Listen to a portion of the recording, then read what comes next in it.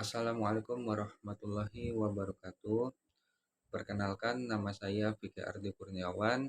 NIM saya 23050 76060. Saya dari Prodi Pendidikan Bahasa dan Sastra Indonesia angkatan 2023. Saya di sini ingin menjelaskan kembali dari materi interaksi sosial dan motivasi belajar untuk memenuhi salah satu tugas mata kuliah, yaitu belajar dan pembelajaran. Baik, kita akan memasuki materinya. Apa sih pengertian interaksi sosial? Interaksi adalah suatu jenis tindakan yang terjadi ketika dua atau lebih objek mempengaruhi atau memiliki efek satu sama lain. Interaksi merupakan berbagai hubungan sosial yang berkaitan dengan hubungan antara individu dengan individu lain dan dengan kelompok serta dengan kelompoknya. Jika tidak ada interaksi sosial, maka di dunia ini tidak ada kehidupan bersama. Interaksi sosial merupakan hubungan sosial yang dinamis antara individu dengan individunya, dengan kelompok dengan kelompoknya.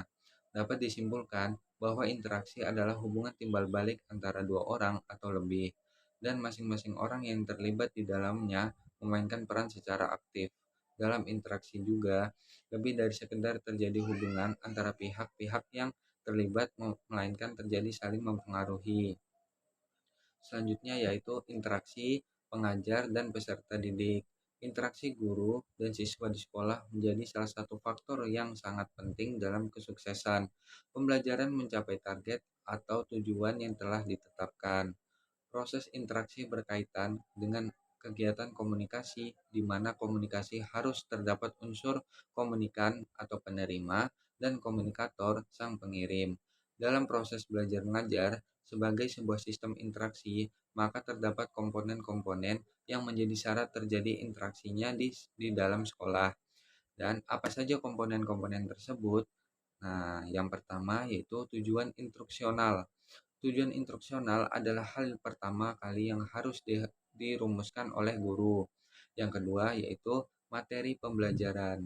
Setelah menentukan tujuan instruksional, sang guru dapat melakukan pemilihan bahan ajar atau materi pelajaran yang telah disesuaikan dengan kondisi, karakteristik, dan kebutuhan siswa pada jenjangnya. Yang ketiga yaitu metode dan alat dalam interaksi.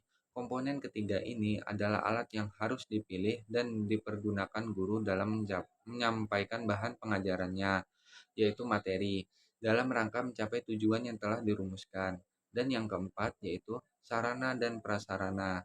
Sarana dan prasarana sangat penting juga dalam rangka menciptakan interaksi, karena interaksi hanya mungkin terjadi bila ada sarana waktu, sarana tempat, dan sarana-sarana lainnya seperti media pembelajaran.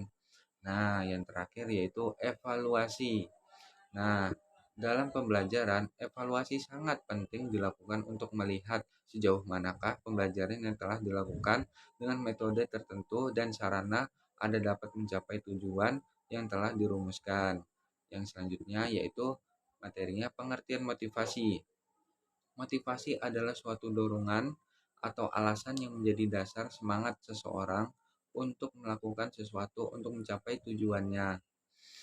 Secara etimologi, kata motivasi berasal dari bahasa Inggris, yaitu motivation, yang artinya daya batin atau dorongan.